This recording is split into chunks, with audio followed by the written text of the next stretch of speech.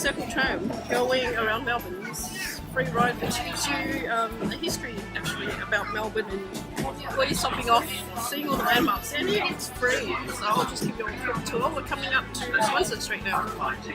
Say hello to my friend Jason.